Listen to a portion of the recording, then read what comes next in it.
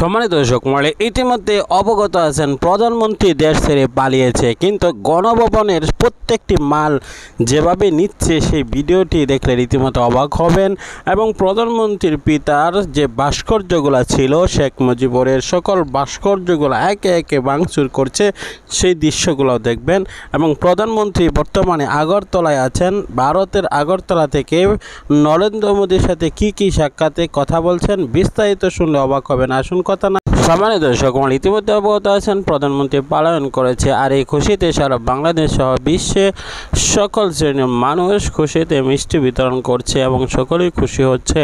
আর রীতিমতো প্রধানমন্ত্রীর পলায়ন করার ভিডিওটি সোশ্যাল মিডিয়াতে ভাইরাল হয়েছে। সোশ্যাল মিডিয়াতে জ্বর তুলেছে প্রধানমন্ত্রীর সেই পালানোর ভিডিও, এবং কি রীতিমতো আলোচনা সৃষ্টি করেছে শ্রীলঙ্কার পরে বাংলাদেশের এই গুরুতর অবস্থাগুলা নিয়ে। সুতরাং বর্তমানে এই পরিস্থিতিগুলা যদি আমরা দেখি তাহলে রীতিমতো দেখতে পাই প্রধানমন্ত্রীর পদত্যাগ অবশ্যই এটা বর্তমান সময়ে সাধারণ মানুষের জন্য একটি এবং কি প্রধানমন্ত্রীর জন্য একটি সুন্দর সিদ্ধান্ত। কেননা প্রধানমন্ত্রী এখন পদত্যাগ না করলে যে কোনো মুহূর্তে রাত্রে গণভবনে হামলা চালাতো এবং প্রধানমন্ত্রীকে অবশ্যই ক্ষতিগ্রস্ত করতো বাংলার জনগণ, এবং সেটা সারা বিশ্বের ময়দানে আরও লাঞ্ছিত হতো। কিন্তু তিনি পদত্যাগ করেছেন এবং কি চলে গিয়েছেন, পালন করেছেন।